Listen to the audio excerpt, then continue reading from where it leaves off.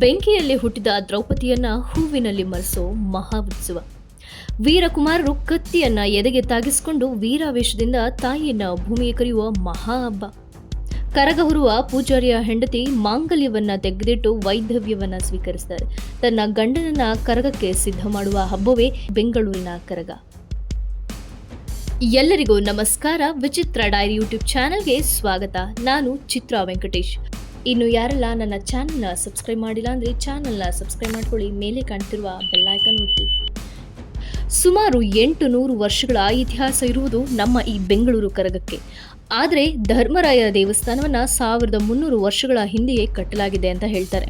ಬೆಂಗಳೂರು ಕರಗಕ್ಕೂ ಮೈಸೂರಿನ ಸಂಸ್ಥಾನಕ್ಕೂ ಸಂಬಂಧ ಇದೆ. ಅದು 1811ನೇ ಇಸ್ವಿ ಮಹಾರಾಜರಾದ ಶ್ರೀ ಕೃಷ್ಣರಾಜ ಒಡೆಯರು ಆಳ್ವಿಕೆಯನ್ನು ನಡೆಸುತ್ತಿರ್ತಾರೆ. ಅವರಿಗೆ ಈ ಕರಗ ಮಹೋತ್ಸವನ ವಿಟ್ನೆಸ್ ಮಾಡುವ ಆಸೆ ಇರುತ್ತೆ. ವೀರಕುಮಾರರಿಗೆ ಅವರು ಸಂಸ್ಥಾನದಿಂದ ಕತ್ತಿಯನ್ನು ಕಳಿಸ್ತಾರೆ ಹಾಗೂ ಬೆಂಗಳೂರಿನ ಅವೆನ್ಯೂ ಸರ್ಕಲ್ನಲ್ಲಿ ಬಂದು ಈ ಕರಗದ ಉತ್ಸವವನ್ನು ನೋಡ್ತಾರೆ. ಅದೇ ಸಂದರ್ಭದಲ್ಲಿ ತಾವು ಕೊಟ್ಟ ಆ ಸಂಸ್ಥಾನದ ಕತ್ತಿ ಚೂರಾಗೋದನ್ನ ವಿಟ್ನೆಸ್ ಮಾಡಿದ ಮಹಾರಾಜರು ತಾಯಿ ದ್ರೌಪದಿಗೆ ವಂದಿಸಿ ಮುಂದೆ ನಡೆದಿದ್ದಾರೆ.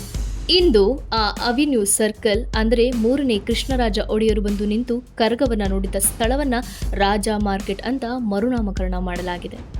ಸುಮಾರು 11 ದಿನಗಳು ಈ ಕರಗ ಮಹೋತ್ಸವ ನಡೆಯುತ್ತೆ. ಆದರೆ ಕರಗ ಹೊರುವ ಈ ಪೂಜಾರಿಯ ಬದುಕು 6 ತಿಂಗಳ ಹಿಂದೆಯೇ ಶುರುವಾಗಿರುತ್ತೆ. 6 ತಿಂಗಳ ಮುಂಚೆಯೇ ಮನೆಯನ್ನ ಮಡದಿಯನ್ನ ಬಿಟ್ಟು ಬರುವ ಈ ಪೂಜಾರಿಗೆ ಅನೇಕ ನೇಮನಿಷ್ಠೆಗಳಿರುತ್ತೆ. ಬೆಳಗಿನ ಜಾವ 4 ಗಂಟೆಗೆ ತಾಯಿ ದ್ರೌಪದಿ ಹಾಗೂ ಧರ್ಮರಾಯ ಅರ್ಜುನರಿಗೆ ಪೂಜೆಯನ್ನ ಸಲ್ಲಿಸಿ ವಾಕಿಂಗ್ ಮಾಡಬೇಕು. ಪ್ರತಿದಿನ 15 ಕಿಲೋಮೀಟರ್ ನಡೆಯಬೇಕು. 800 ಪಸ್ಕಿಯನ್ನ ತಮ್ಮ ಗರಡಿ ಮನೆಯಲ್ಲಿ ಹೊರಬೇಕು. ಇದನ್ನ ಪಾಸ್ ಆದ ನಂತರ ಮೆಡಿಕಲ್ ಟೆಸ್ಟ್ ಆಗುತ್ತೆ. ಅವರು ಕರಗಕ್ಕೆ ಸಿದ್ಧವಾಗುವ ಸಂದರ್ಭದಲ್ಲಿ ಡಾಕ್ಟರ್ ಅವರಿಗೆ ಮೆಡಿಕಲ್ ಸರ್ಟಿಫಿಕೇಟ್ ಕೊಟ್ಟು ಅವರನ್ನ ಫಿಟ್ ಅಂದ ಮೇಲೆ ನಂತರ ಮಾತ್ರ ಅವರು ಕರಗದ ಪೂಜಾರಿ ಆಗ್ತಾರೆ. 108 ದಿನಗಳ ಕಾಲ ಕಠಿಣ ವ್ರತವನ್ನ ಮಾಡುವ ಈ ಕರಗದ ಪೂಜಾರಿ ಕೊನೆಯ 11 ದಿನ ಕಠಿಣ ವ್ರತವನ್ನ ಮಾಡಬೇಕಾಗತ್ತೆ. ಆ ಕೊನೆಯ 3 ದಿನವೇ ಹಸಿ ಕರಗ ಹಾಗೂ ಕೊನೆಯ ದಿನವೇ ಹೂ ಕರಗ, ಅಂದರೆ ಬೆಂಗಳೂರು ಕರಗ ಮಹೋತ್ಸವ, ಧರ್ಮರಾಯರ ಕರಗ. ಹೀಗೆ ಬೆಂಗಳೂರಿನ ಕರಗಕ್ಕೆ ಹಲವಾರು ಹೆಸರುಗಳಿವೆ. ಇದರ ಹಿನ್ನೆಲೆ ನೋಡಬೇಕಾದ್ರೆ ಅದು ಮಹಾಭಾರತದ ಕತೆ. ಕುರುಕ್ಷೇತ್ರ ಮುಗಿದು ಕೃಷ್ಣರ ಪಾತ್ರ ಸಮಾಪ್ತಿಯಾಗತ್ತೆ. ಕೃಷ್ಣನಿಂದ ತುಂಬಾ ವರ್ಷಗಳ ಕಾಲ ದೂರ ಇರಲಾಗದೆ ಪಂಚ ಪಾಂಡವರು ಸ್ವರ್ಗಾರೋಹಣವನ್ನ ಮಾಡೋಕೆ ನಿರ್ಧಾರ ಮಾಡ್ತಾರೆ. ಈ ಸಂದರ್ಭದಲ್ಲಿ ಮೊದಲು ಮೂರ್ಛೆ ಹೋಗೋದು ದ್ರೌಪದಿ ದೇವಿ. ದ್ರೌಪದಿ ಮೂರ್ಛೆ ಹೋಗಿದ್ದನ್ನ ಕಂಡ ರಾಕ್ಷಸ ತಿಮಿರಾಸುರ ಅವಳ ಮೇಲೆ ಯುದ್ಧವನ್ನ ಸಾರ್ತಾರೆ. ಕೋಪಗೊಂಡ ದೇವಿ ದುರ್ಗೆಯಾಗಿ ಬದಲಾಗ್ತಾಳೆ. ಇದೇ ಸಂದರ್ಭದಲ್ಲಿ ಆಕಾಶದೆತ್ತರಕ್ಕೆ ಬೆಳೆಯುವ ಈ ದ್ರೌಪದಿ ದೇವಿ ತನ್ನ ಬೆವರಿನಿಂದ ಮಕ್ಕಳನ್ನ ಸೃಷ್ಟಿಸಿ ಅವರನ್ನೇ ಸೈನಿಕರಾಗಿ ಬೆಳೆಸಿ ಯುದ್ಧವನ್ನ ಗೆಲ್ತಾರೆ. ಬೆವರಿಂದ ಹುಟ್ಟಿದ ಸೈನಿಕರೇ ವೀರಕುಮಾರರು. ಕತ್ತಿಯಿಂದ ಎದೆಗೆ ಬಡಿದುಕೊಂಡು ತಾಯಿಯನ್ನ ಆವೇಶದಿಂದ ಭೂಮಿಗೆ ಕರೆಸುವ ಈ ವೀರಪುತ್ರರೇ ತಾಯಿಯ ಮಾನಸ ಪುತ್ರರು, ಅಂದರೆ ವೀರಕುಮಾರರು. ಇಲ್ಲಿ ಪ್ರಮುಖವಾಗಿ ಹಲವಾರು ಪಾತ್ರಗಳಿವೆ. ಮೊದಲನೇದಾಗಿ ಭಾರತ ಪೂಜಾರರು. ಇವರು ಕರಗ ಹೊರುವ ವ್ಯಕ್ತಿಗೆ ಕರಗ ಮಹಾಭಾರತದ ಕಥೆಗಳನ್ನು ಹೇಳಿಸಿ ಅವ್ರನ್ನ ಸಂಪೂರ್ಣವಾಗಿ ಕರಗ ಹೊರುವ ಪೂಜಾರಿಯನ್ನಾಗಿ ಬದಲಾಯಿಸುವ ವೃತ್ತಿಯನ್ನ ಮಾಡ್ತಿರ್ತಾರೆ. ಮುಂದೆ ಗಂಟೆ ಪೂಜಾರಿಗಳು ದೇವಿಯನ್ನ ಸ್ತುತಿಸುತ್ತಾ ಅವಳ ಹಾಡನ್ನ ಹೇಳ್ತಾ ದೇವಿಯನ್ನ ಮೈದುಂಬಿಸುವ ಕೆಲಸ ಮಾಡ್ತಾರೆ. ಮತ್ತೆ ಬರೋದೇ ಗಣಚಾರಿಗಳು. ಇವರು ವೀರಕುಮಾರರಿಗೆಲ್ಲ ಹೆಡ್ ಆಗಿರ್ತಾರೆ. ಅವರು ದ್ರೌಪದಿಯ ಅಶ್ವಿನಿ ಪುತ್ರರು.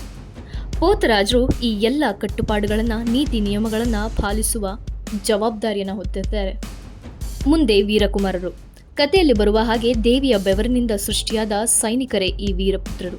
ಕರಗದ ಸುತ್ತ ನಿಂತು ದೇವಿಗೆ ರಕ್ಷಣೆಯನ್ನ ಕೊಡುವ ಮಾನಸ ಪುತ್ರರಾಗಿ ಕೆಲಸ ಮಾಡ್ತಿರ್ತಾರೆ. ಮುಂದೆ ಬರೋದೇ ಕರಗದ ಪೂಜಾರರು. ಉಪಾಸನೆಯನ್ನ ಮಾಡಬೇಕು, ದೇವಿಗೆ ತಮ್ಮ ಜೀವನವನ್ನ ಅರ್ಪಣೆ ಮಾಡಬೇಕು.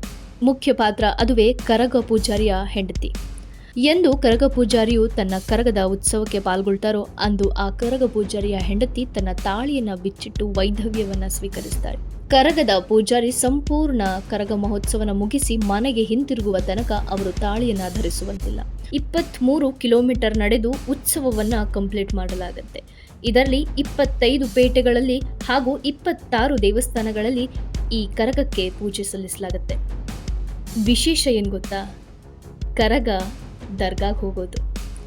ಕರಗಕ್ಕೂ ಮಾಣಿಕ್ ಮಸ್ತಾನ್ ದರ್ಗಾ, ತವಕಾನ್ ದರ್ಗಕ್ಕೂ ಇರುವ ಸಂಬಂಧ ಏನು? ಅಂದು ಬೆಂಗಳೂರನ್ನ ಕಟ್ಟಬೇಕಾಗತ್ತೆ. ಹೈದರಾಲಿ ತನ್ನ ಸೈನಿಕರನ್ನ ಕರ್ಕೊಂಡು ಬೆಂಗಳೂರಿಗೆ ಬರ್ತಾರೆ. ಅವರಲ್ಲಿ ಮುಖ್ಯಸ್ಥರಾಗಿ ಮಾಣಿಕ್ ಮಸ್ತಾನ್, ತವಕನ್ ಮಸ್ತಾನ್, ಟಿಪು ಮಸ್ತಾನ್ ಇರ್ತಾರೆ. ಕೋಟೆ ಕಟ್ಟುವ ಸಂದರ್ಭದಲ್ಲಿ ಒಂದು ದಿನ ಮಧ್ಯಾಹ್ನದ ಪ್ರೇಯರ್ ಮಾಡ್ತಿರ್ತಾರೆ.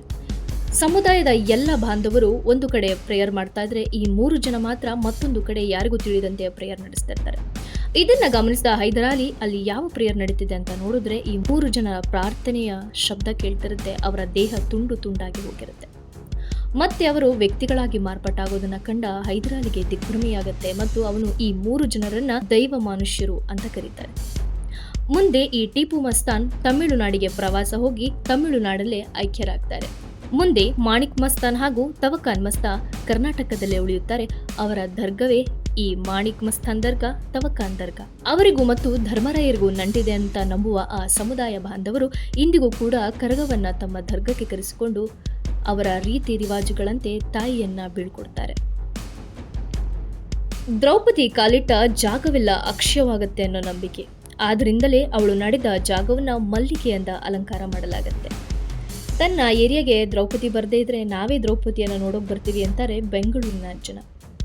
ಹಲವಾರು ರಾಜ್ಯಗಳಿಂದ ಬರುವ ಜನ ದ್ರೌಪದಿಯ ಈ ಮೆರವಣಿಗೆಯನ್ನು ನೋಡಿ ಅವಳಿಗೆ ಮಲ್ಲಿಗೆಯನ್ನು ಚೆಲ್ತಾರೆ. ಕರಗದ ಒಳಗೆ ಏನಿದೆ? ಈ ಪ್ರಶ್ನೆ ಇವತ್ತಿಗೂ ಕೂಡ ನಿಗೂಢ.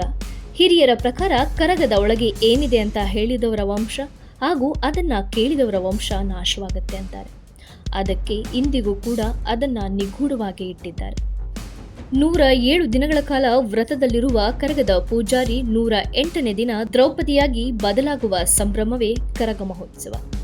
ಬಲಗೈಯಲ್ಲಿ ಕತ್ತಿ, ಎಡಗೈಯಲ್ಲಿ ಖಡ್ಗ ಹಿಡಿದು ಅರಿಶಿಣ ಕುಂಕುಮವನ್ನು ತೊಟ್ಟು, ಅರಿಶಿಣ ಬಣ್ಣದ ಕೆಂಪು ಹರಗಿನ ಸೀರೆ ಉಟ್ಟು, ಮಲ್ಲಿಗೆಯನ್ನು ತೊಟ್ಟು, ಮದುಮಗಳಂತೆ ಕೈತುಂಬ ಬಳೆಯನ್ನ ತೊಟ್ಟು ಪೂರ್ಣವಾಗಿ ದ್ರೌಪದಿಯ ವೇಷಕ್ಕೆ ಬರ್ತಾರೆ ಕರಗದ ಪೂಜಾರಿ. ತಲೆಯ ಮೇಲೆ ಮಲ್ಲಿಗೆಯ ಹೂವಿನ ಕರಗ ಹೊತ್ತು 23 ಕಿಲೋಮೀಟರ್ 25 ಪೀಠಗಳನ್ನು ಸುತ್ತಿ 26 ದೇವಸ್ಥಾನಗಳಲ್ಲಿ ಪೂಜೆಯನ್ನ ಪಡೆದು ಕೊನೆಗೆ ಕರಗದ ಮೆರವಣಿಗೆಯನ್ನ ಮುಕ್ತಾಯ ಮಾಡ್ತಾರೆ. ಕೊನೆಯದಾಗಿ ತಾಯಿ ದ್ರೌಪದಿ ಮತ್ತು ಅರ್ಜುನರ ರಥವಾಗತ್ತೆ. ಅಲ್ಲಿಗೆ ಸಂಪೂರ್ಣವಾಗಿ ಬೆಂಗಳೂರು ಕರಗ ಮಹೋತ್ಸವ ಯಶಸ್ವಿಯಾಗತ್ತೆ. ದ್ರೌಪದಿಯಾಗಿ ಬದಲಾದ ಈ ಕರಗದ ಪೂಜಾರಿಯಿಂದ ಯಾರು ಈ ನಿಂಬೆಹಣ್ಣು ಅಥವಾ ಜಂಬೂರ ಫಲವನ್ನು ತೆಗೆದುಕೊಳ್ತಾರೋ ಅವರ ಜೀವನ ಉದ್ಧಾರ ಆಗತ್ತೆ ಅಂತ ನಂಬಲಾಗತ್ತೆ. ಸ್ನೇಹಿತರೆ, 11 ದಿನದ ವ್ರತ, 3 ದಿನದ ಹಸಿ ಕರಗ, ಕೊನೆಯ ಈ ಹೂ ಕರಗ ಈಗ ತಾನೇ ಮುಕ್ತಾಯವಾಗಿದೆ. ಧರ್ಮರಾಯರ ಈ ಧರ್ಮವನ್ನು ಉಳಿಸುವ ಧರ್ಮರಾಯರ ಕರಗಕ್ಕೆ ನನ್ನದೊಂದು ಸಲಾಂ. ನಿಮಗೆ ಈ ವಿಷಯ ಇಷ್ಟವಾಗಿದೆ ಅಂತ ಭಾವಿಸ್ತೇನೆ. ನಿಮ್ಮ ಅನಿಸಿಕೆ, ಅಭಿಪ್ರಾಯವನ್ನು ಕಮೆಂಟ್ ಮಾಡುವ ಮೂಲಕ ನಮಗೆ ತಿಳಿಸಿಕೊಡಿ. ಧನ್ಯವಾದಗಳು.